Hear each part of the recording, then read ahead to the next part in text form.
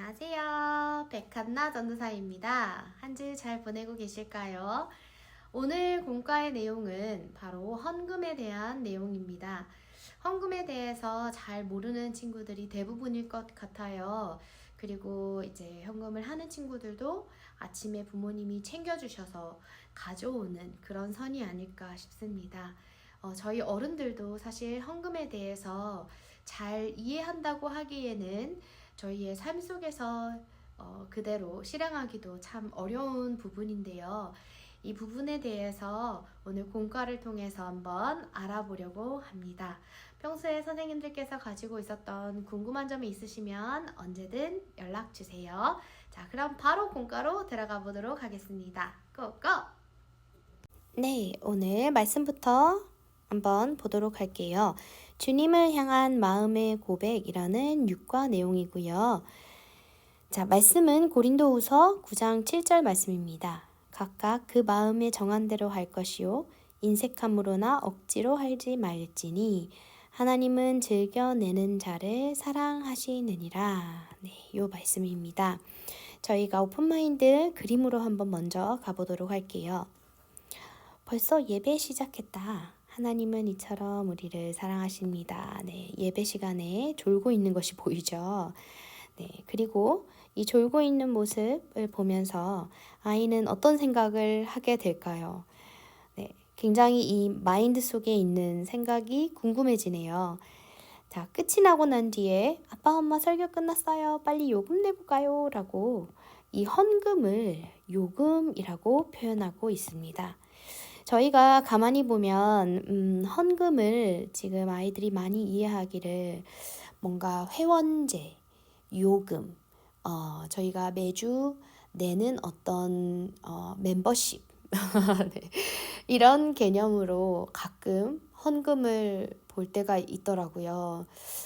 그리고 어떤 친구들은 이 말씀을 가지고 뭐 학생들만이 아니죠. 많은 어른들이 이제 굉장히 많은 논쟁이 현재 헌금에 대한 논쟁들이 많이 있습니다.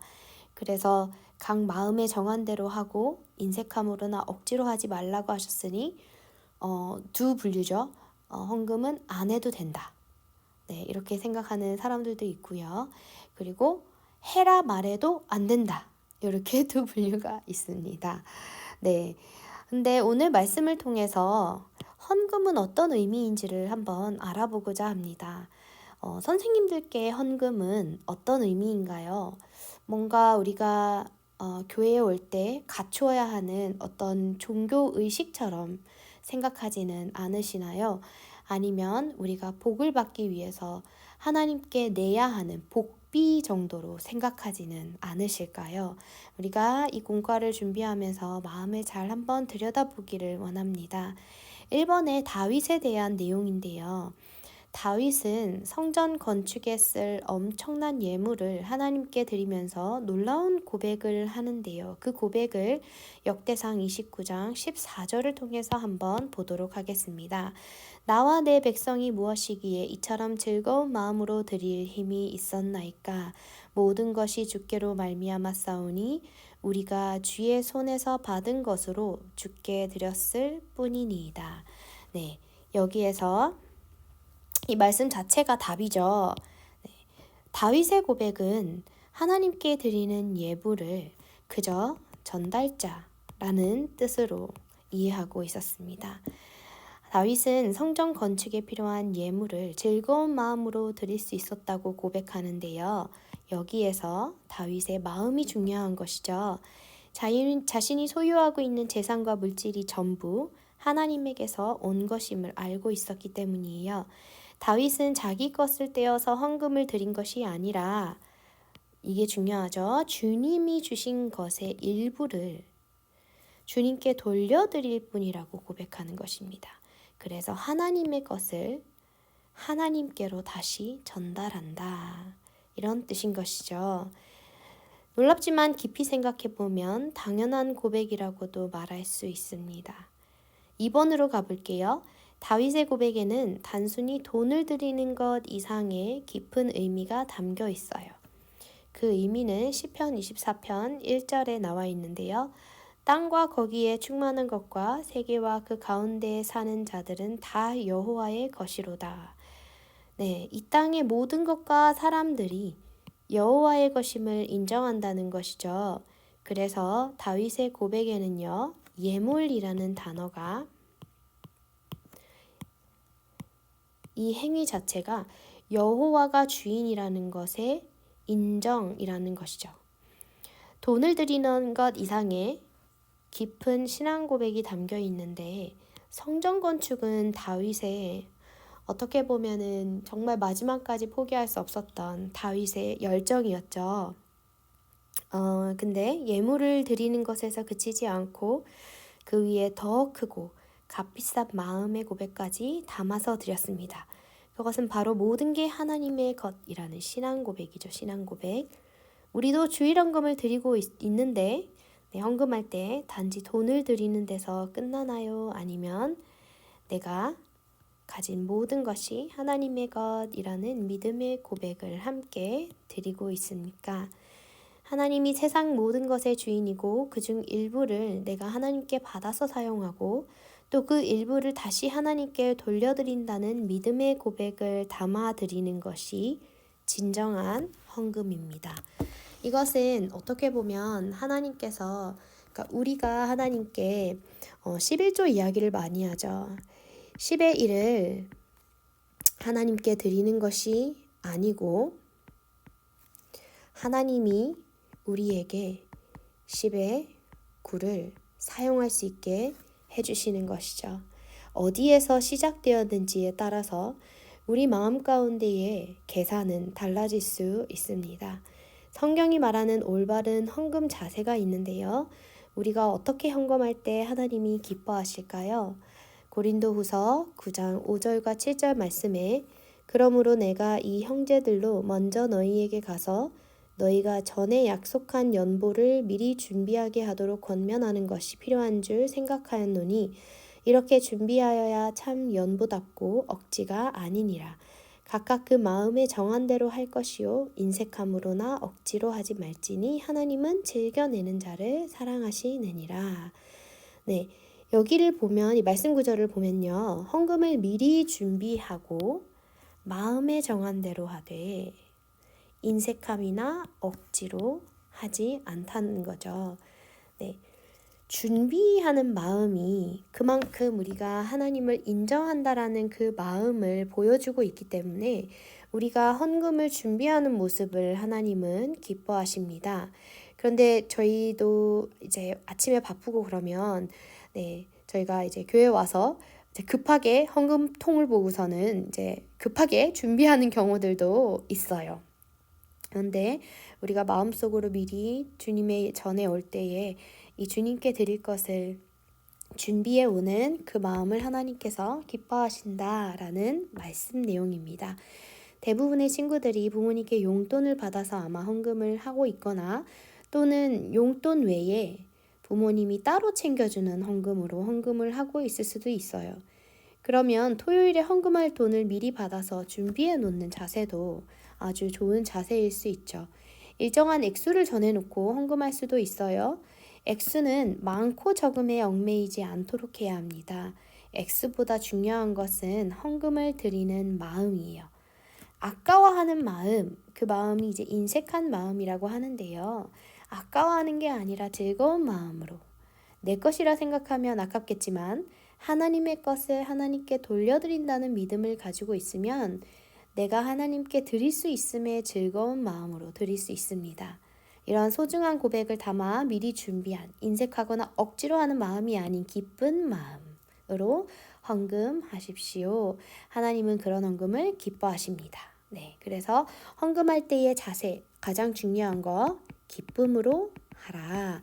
저는 여기에서 하나 더 추가하고 싶은 게 감사함으로 하라. 하나님이 우리에게 허락하신 재물을 사용할 수 있었음에 감사함으로 해야겠죠. 헌금은 우리가 가지고 있는 모든 것이 하나님의 것임을 인정하고 선포하는 믿음의 고백이에요. 매 헌금 시간은 우리가 믿음으로 고백하는 시간입니다. 헌금은 마음에 정한 대로 미리 정성스럽게 준비하여 즐거운 마음으로 드려야 합니다. 그래야 신앙에 유익이 될 뿐 아니라 하나님이 우리의 헌금을 기쁘게 받고 응답해 주십니다. 네.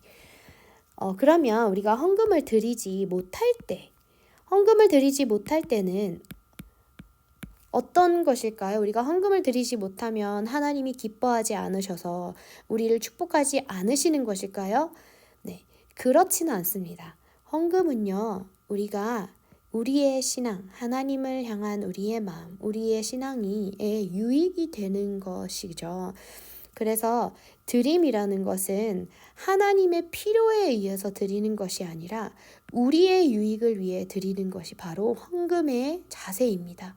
이 헌금의 자세에 대해서 또 왜 이것이 우리에게 유익한 것인지, 하나님은 우리에게 이 헌금을 왜 하라고 말씀하셨는지, 무엇을 위해서, 하나님이 필요가 없다면 굳이 하나님이 이 세상에 있는 돈과 화폐의 가치를 필요로 하는 적은 없으시겠죠. 그런데 왜 우리의 이 드림을 말씀 가운데 아주 중요하게 생각하시고 이 헌물을 드림에 있어서 우리의 마음 자세가 왜 중요한 것인지 우리는 이 비밀을 사실은 창세 때부터 발견할 수 있습니다. 이 내용에 대해서 우리가 주일 말씀을 통해서 배우게 될 텐데요. 말씀 이후에 이어서 우리가 헌금을 바라볼 때에 대한 자세와 그리고 헌금을 드리는 것에 있는 결단, 그리고 그것을 습관화하는 훈련, 요 세 가지를 목표로 두고 공과를 하셨으면 좋겠습니다. 그래서 우리의 마음을 알아보고 우리의 자세를 이해하고 그리고 우리가 결단하는 시간까지, 금액이 중요한 게 아니겠죠. 단돈 100원, 500원, 1000원을 드리더라도 우리가 그 마음이 준비되어 하나님께 드리는 훈련을 한다라는 것을 중요하게 여기며 이 부분을 같이 잘 전달하고 나눠주시면 좋겠습니다. 처음에는 아이들이 헌금에 대해서 가지고 있는 인식 또는 생각, 왜 우리는 헌금을 하는지 또는 하지 않는다면 왜 하지 않는지, 네, 그리고 아무 생각이 없다면 왜 헌금에 대해서 아무런 생각이 없는지 또는 말씀을 듣고 난 뒤에 어떤 생각이 새롭게 들었는지 이 내용들 위주로 먼저 나눠봐 주시면 좋겠습니다. 나눔으로 가볼게요. 여러분이 올바른 마음과 자세로 헌금하는데 가장 방해가 되는 요소가 있겠죠? 그 요소는 무엇일까요? 지금 나누어진 봉투 앞에 여러분의 이름과 24편 1절, 시편 24편 1절 말씀을 기록하고 그 밑에 서명을 하세요. 다음 주 헌금은 이 봉투에 넣어서 미리 준비해 두세요. 네, 아주 중요하고 또 실행 가능한 행동인데요. 봉투를 준비해 주셔서 네, 저희 교회 헌금 봉투면 충분합니다. 그런데 봉투 앞면에 우리의 이름과 시편 24편 1절 말씀을 다 함께 기록해 보고 그 밑에 서명을 한 다음 이 봉투에 헌금을 준비해서 다음 주에 가져오는 것을 연습으로 해보는 것도 좋은 훈련일 것 같습니다. 그래서 미리 준비해 주시고 우리가 주중에 한번 얘들아 우리 주중이 아니죠. 금요일이나 토요일에 선생님들께서 한번 리마인드 문자를 주셔서 얘들아 우리가 지난주에 헌금 봉투를 준비했는데 금액과 상관없이 이 헌금 봉투를 잘 가져오는 연습을 해보자. 이것은 우리가 예배로 올 때의 마음 자세니까 안에 비록 아무것도 들어있지 않더라도 용돈이 없어서 부족해서 아무것도 없다 하더라도 봉투를 꼭 챙겨오도록 안내해 주시면 좋겠습니다. 이것은 우리가 예배에 오기 전에 뭔가 하나님께 돈을 가져와야 된다라는 개념보단요. 우리가 하나님께 드리러 온다. 예배를 드리러 올 때에 우리가 마음을 하나님께 드리러 오고 우리의 고백을 드리러 온다라는 그 목적을 달성하는 것에 있습니다. 그래서 리마인드를 주셔서 아이들이 주일 오전에 하나님을 한 번 더 생각하고 내가 하는 행동을 다시 한번 생각해 봐서 예배에 한 걸음 더 준비된 모습으로 올 수 있도록 하는 것이죠. 네, 그래서 이 활동 한번 해봐 주셔도 좋겠습니다. 네, 저는 이 말씀 구절을 적어도 되고요.